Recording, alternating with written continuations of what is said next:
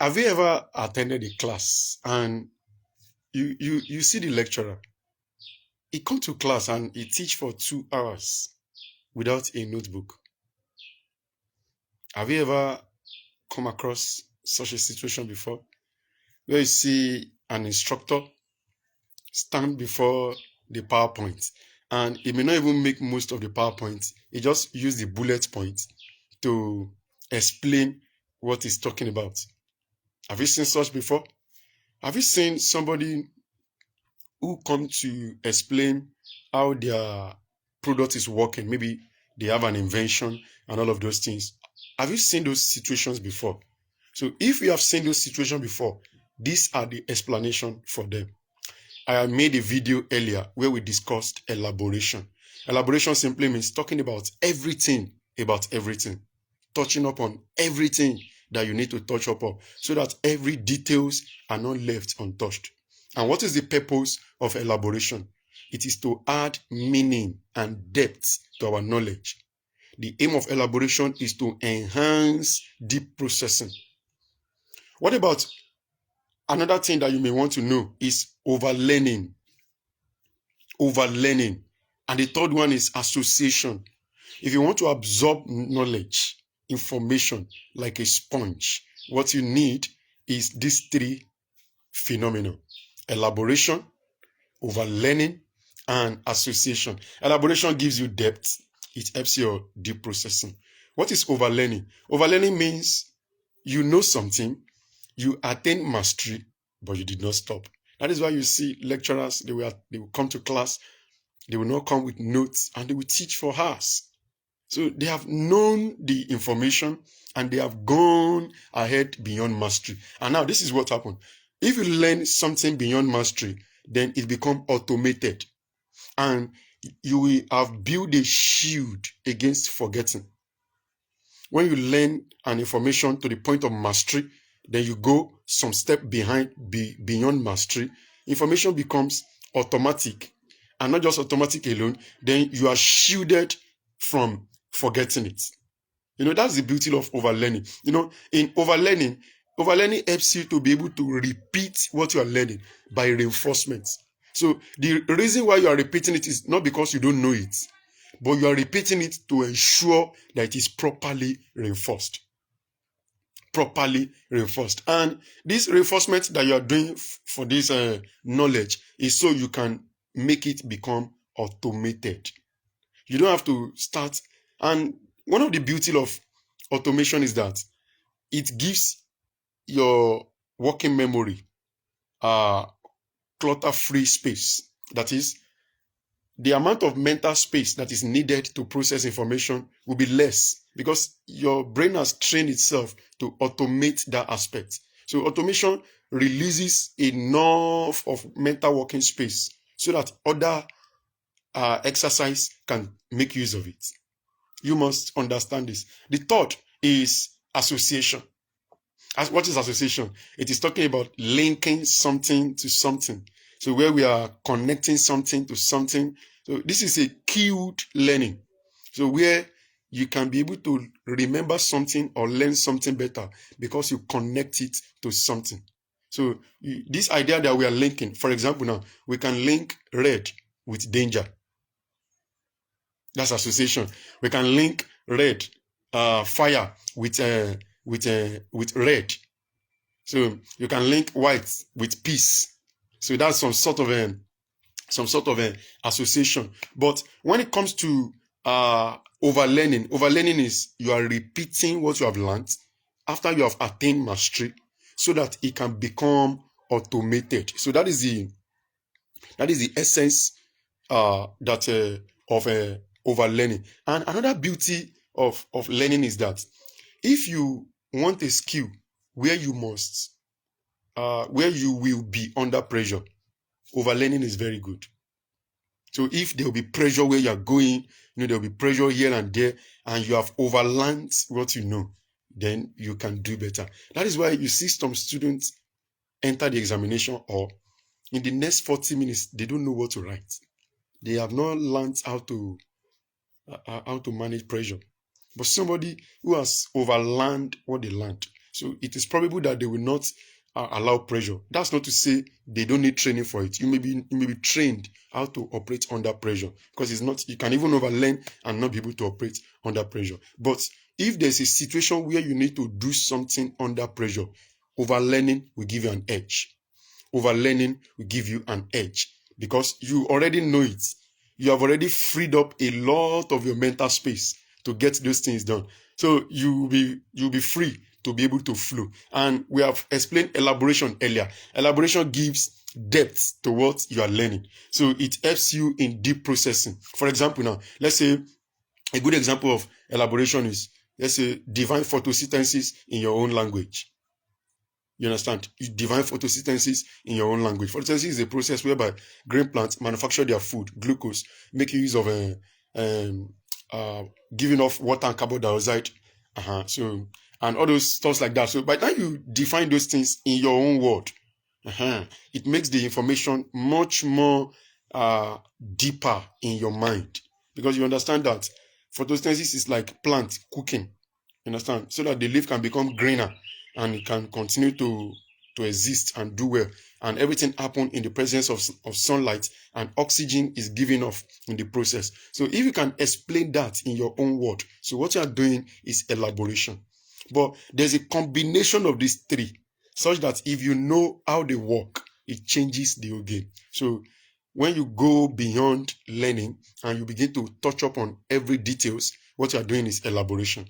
So if you have reached mastery in what you have learning, and then you do not stop, you keep learning, so the knowledge become automated, and then you will be able to free up a lot of your mental space. When we talk about association, we are talking about connecting something to what you are learning.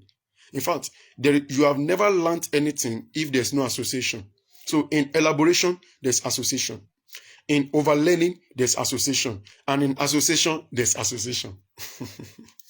So I hope you get my point. So if you want to absorb information like sponge, these are the tools, are the hems of somebody who is smart. They know how to make use of it. So when you are learning, you elaborate, you touch up on every details. You ask questions. Why is this? Why is that? How is this? When we talk about overlearning, so you reach mastery. You do not stop. You continue to learn. You repeat it over and over, and the essence is for automaticity. And when we talk about association, where you link ideas together, red with fire, fire with something, all those stuff like that. That's an association. And in terms of association, you will need those cue or trigger to remember what you have learned. That's association. For example, some people cannot recite the color of a rainbow. They can't recite it. But if they can remember Roy G. Beef, then in their mind, they will run a mental race through Roy G. Beef. So R for red, O for orange, Y for yellow, G for green, I for indigo, and V for violet. So, but naturally, they may not be able to run that knowledge without using, so they need a cue. But over time, if you repeat it over time, you will not need to recite Roy G. Beef before you can tell us the color in a rainbow. So it means that you have overlearned.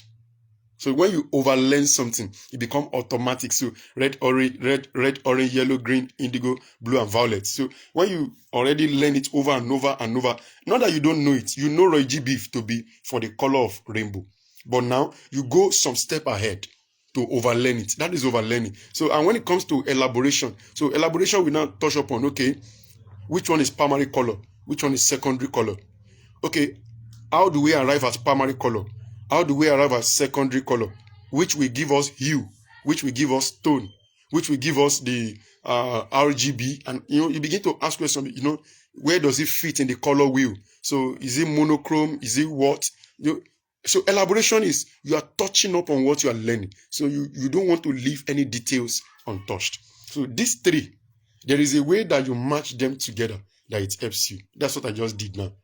So if you want to use it maybe for 9 planets, so you can use these 3 methods to learn 9 planets. For example, now, by way of elaboration, you will know all of the names of the planets, their distance from the sun, the condition that is happening in them, which out of the planets support living organism, which of those planets does not support living organism? How many years will it take to revolve around the sun? Is there other matter that you need to know? That is elaboration. So you are dealing with 9 planets, but you are elaborating on everything there is to know about the 9 planets. That's elaboration. So now, after you have elaborated and you know, then you can now do association. So association is you want to learn these things and you want to link what you are learning to something that you already know. That's association. You want to link something you are learning to something that you already know. For example, now, so some people come up with a mnemonics for 9 planets, but the one that I came up with is Mary very early in the morning, join Sunday unfaithful night party. So that's the one I came up with. Mary very early in the morning, join Sunday unfaithful night party. So that's the way I can remember the 9 planets. So that's my own way of associating it. So you can use another way. It doesn't have to be that. So that's the beauty about association. So by the time you are done associating that, so it means that you cannot just elaborate, explain, and have in-depth of all of these things. You also know them and you can relate them to something that will trigger your memory. So because if you cannot remember that Mercury is a part of the 9 planets, how do you even remember all other information about Mercury?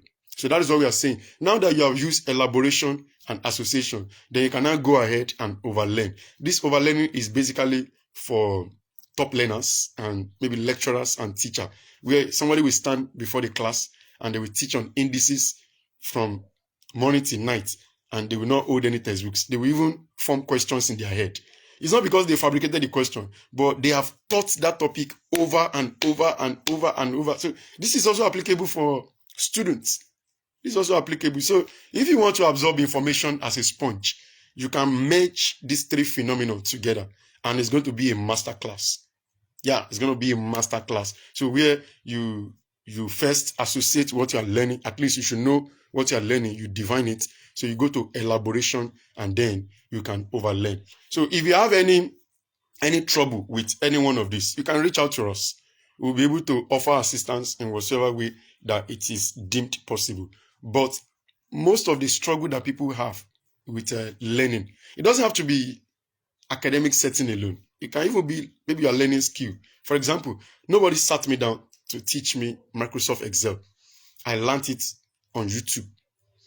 But there will be a problem for you, because if you do not know the steps to learning things, you will have problems. So I already know the steps to learning things. The step to learning things starts from the basics. So I know how to prompt YouTube. I know the keywords to use that can bring the information that I need for me. So I didn't struggle at all to learn Excel. I learned it by myself. I downloaded books that guide me. So I learned that by myself. But somebody may not be able to get those information the right one, because if you are getting information on formula, on function, before you understand the basics of the home page, then you are wasting your time. Because you don't know all of the groups of the formatting bar, all of the tabs on the home page. You don't know anything. We are talking about the formula. What are you doing with formula when you don't even know? The first thing you need to know is to familiarize yourself with the home page of Excel. What are the things you can find there? Those are the first things. But if you go ahead and you start talking about function, start talking about formula, you begin to talk about all of the macro and micro, you're wasting your time. So you're not taking it as a ladder. In ladder, you start from the lowest, you begin to progress up the rung. So everything has technique. If you do not understand the technique, you will struggle. You will struggle. So you can try this out. So elaboration, you can mix it with overlearning. However, overlearning is the last of the 3. Yes, I must say that. So it depends on the way you are. Like I've always said, there's nothing I'm saying here that is an ironclad rule that you must follow it. No. Except it is a system. For example, now, the 3 R's of memory, you can't change it. You have to follow it. But you may be taking each of the R's one by one. The first R is registration. How do you register this? So if the information is not well registered, it doesn't have to be academics. It can be a skill. If you want to go and learn a skill and you do not register it well, you cannot learn better. So if it is an information that you are learning as a skill, then you have to understand what you are learning. So it is important. Register it well. When you register it well, you can retain it. After you retain it, you can now recall it. This is a principle. You don't have to force yourself to remember everything at once. Take it one by one. So the same thing with this absorbing information like a sponge. It's still the same thing. So I will advise that you do overlearning last, because that is the order. Overlearning means you have attained mastery. You know everything there is to know about that subject. Now, you are going ahead into automaticity, where the information becomes automated. And one of the benefits of automation is that it frees up your working memory so that you can use it to do other things. For example, now, you can be brushing your teeth and also be checking your phone at the same time. So brushing of teeth, because you do it all the time, the brain has automated it that you can do other things along with it. So that is automaticity.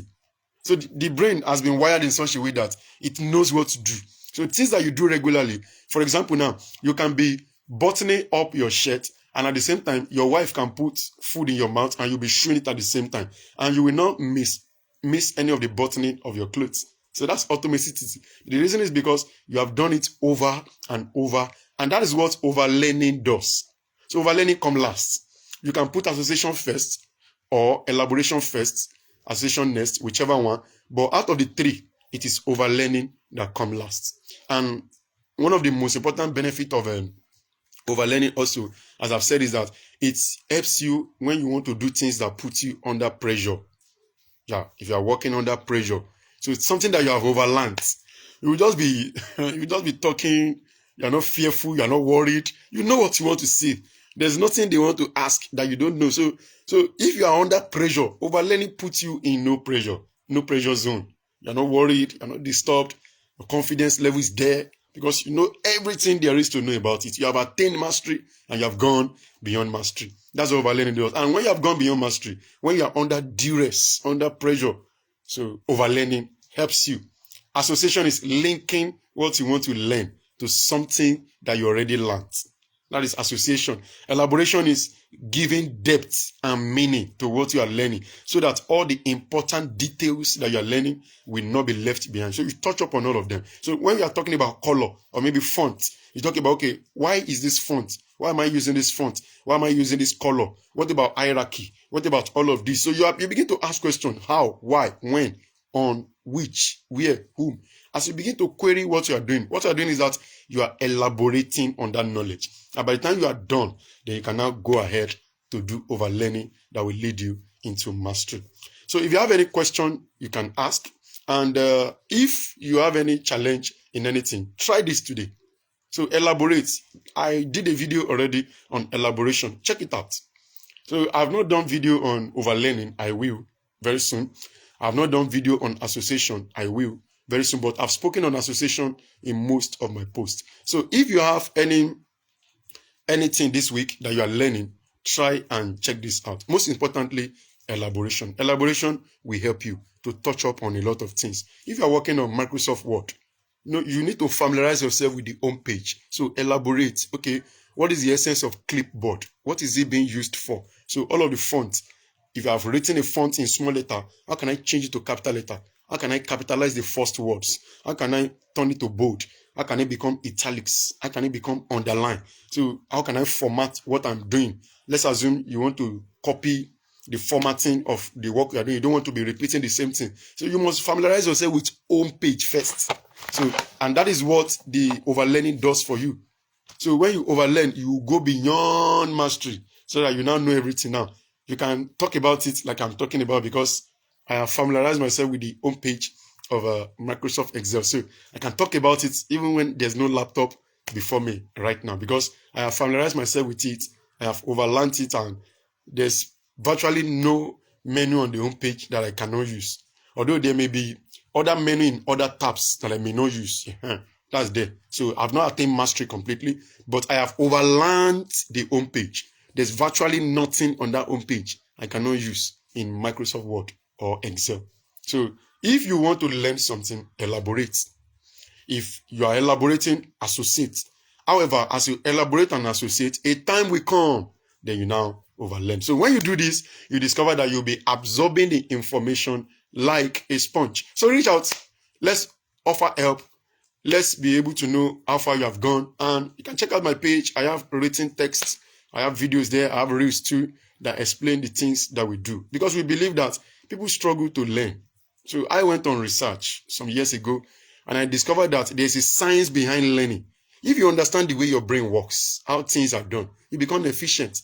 Somebody who is trained, quote me anywhere, somebody who is trained will perform better than somebody who accidentally found himself in something. Training positions you for excellence. So when you are trained, when you are taught, what you are not taught, a lot of people grow up to learn rote rehearsal. That's the only method they know, because that's what they grow to see. Nobody taught them how to read. Nobody taught them how to understand. Nobody taught them how to remember. And now you are left to your own mercy. Now, I made a video. I'm not sure the video is on this page again, but I think I saved it in my flash. I talk about there are 3 areas of development of human that affect your learning. So we talk about nature, we talk about nurture, and we talk about epigenetic. So nature has to do with that.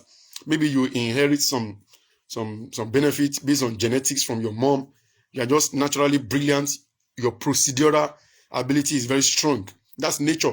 But when we talk about nurture, we're talking about your social and environmental influence on your learning ability. So if you find yourself around people who talk about programming languages, with time, you get familiar with those things.